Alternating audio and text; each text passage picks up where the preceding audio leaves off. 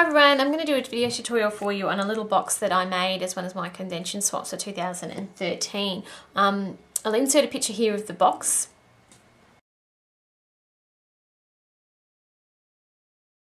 That's what I gave out at convention, and I promised people when I gave them out that I would do a video on instructions. So this is my very much belated instructions. Now this is not an idea that I came up with myself. There is a blog post and I'll put the link below that details where I got the inspiration for these little boxes from. So basically what you're going to need to create one is to get yourself a piece of cardstock that measures 3 3/4 inches wide by 5 1/4 inches long. And then we've just got to put some score marks on our card. So let me just get this in here for you. So on the long side, you're going to put some scores down at 3/4 of an inch, 2 inches, 3 1/4, and 4 5/8. Okay, then you're going to turn it 90 degrees and you're going to put 2 more score lines on. You're going to go 1 at 1 1/4 and 1 at 2 1/2. Okay, so once you've done that, that's our scoring all done. Oh, this last one here, it looks like I've gone a bit off track. That's better. Okay, so that's all the scoring that you need to do. Now it's just about cutting this box to assemble it. So what you want to do is you want to hold it so that you've got the 3/4 inch panel closest to you. So this little 3/4 inch panel down the bottom here. And what you're going to do is you're going to cut along those score lines, that one and that one. Okay, so this is cutting into that 3/4 inch panel that we've created with the very first score line we did, 3/4 inch. You're going to cut these down there and there. Then you're going to turn it around to the other end, so all the way around the other end, make those little cuts down there. And we're going to cut this time on those same score lines, but we're going to cut all the way down to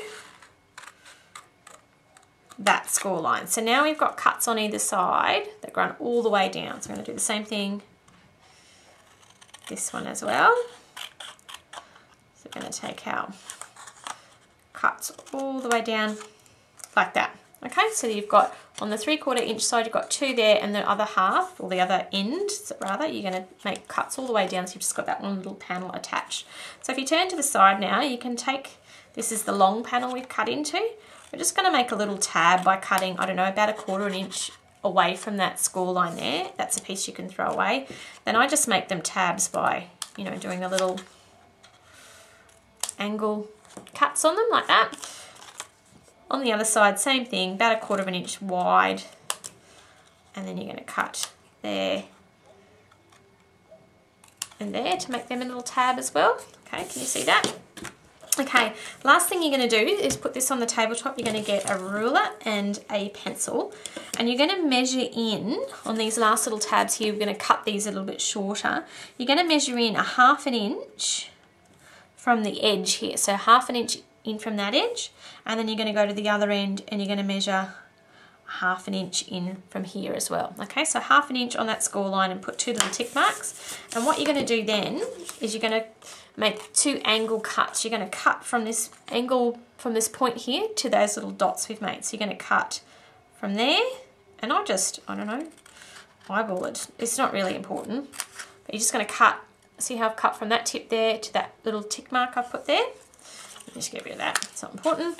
I'm going to do it in reverse. So coming from this little dot that I put in and snipping back up to the tip of that one. So you get this sort of angled little piece here, and then you're going to make little tabs on this side by cutting 1/4 inch, sorry, out from those little score lines, angling, and that one's already angled because we've cut it on an angle. And same one here, 1/4 inch there, and then just angling that one there. So hopefully you can follow that. So what you should have is this bit that's got little scores all the way along it and some angled little sides on it. So what you're going to do now is get your bone folder and you're going to crease along all of these score lines that you've made. So you've got 2 sides for your box, there and there. You've got a front panel, back panel, the lid, and a little closure on the front. And then you're just going to give your little tabs a quick little fold in as well. There, there, there. And there. So you only got 4 little tabs to put some double-sided tape on, so I'll quickly do that for you.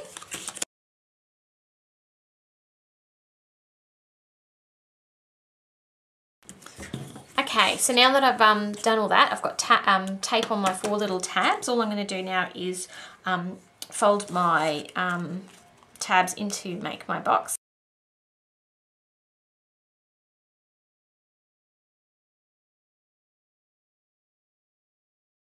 Okay, so on the inside of your box you've got 2 little tabs in there and in there.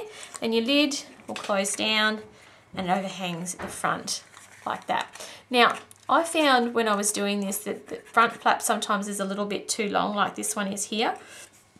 I don't get bother about measuring it. I kind of just maybe, I don't know, eyeball and trim off a bit.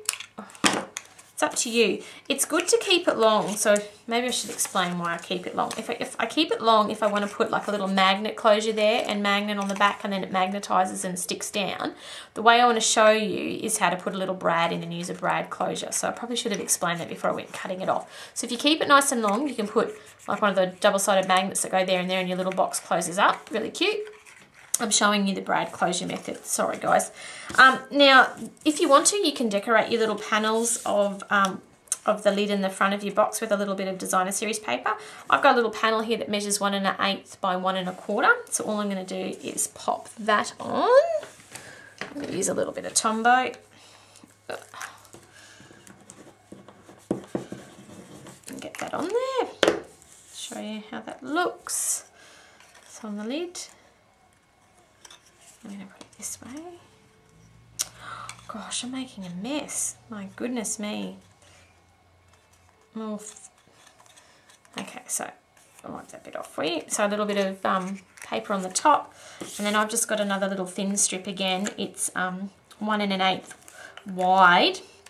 And I've cut this one about 3/8 deep. But it depends on whether you're going to keep your little panel at the front small or you're going to keep it long with the magnet close on it. So you just cut yourself a strip of 1 1/8 inch wide DSP and then you can just cut your panel as you go through.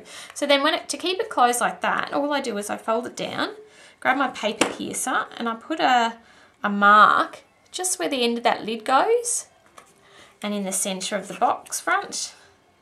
And this is where you've got to be really careful not to stab yourself. Oh, like I just did. You could put your piercing mat behind there. That would be much more sensible, but I'm not being very sensible today. Then all I've got is a little brad that I'm going to pop in that hole, like there. And then I'm just going to open up those legs on the inside of the box. It's not showing you very well. See, they open up in there like that, guys. Now, the only thing you want to do, just want to flatten them down, but don't squish them down too hard because you sort of want to keep a little bit of a gap behind that that brad at the front so that you can close your box, and when your box closes down, your little front flaps slides behind that brad and stays closed. Maybe squeeze it a little bit tighter. And then it stays closed. Much better. Okay, so that's your little box there, guys. If you want to, the little tiny 7/8 inch scallop circle punches makes a beautiful little greeting on the top, and I'll actually finish this one off and show you a picture of it all finished. And little tiny Mentos in those wrappers fit lovely on the inside for great gifts. So if you got one of these from me from convention, apologies for taking so long to get the tutorial to you, but that's how you make one.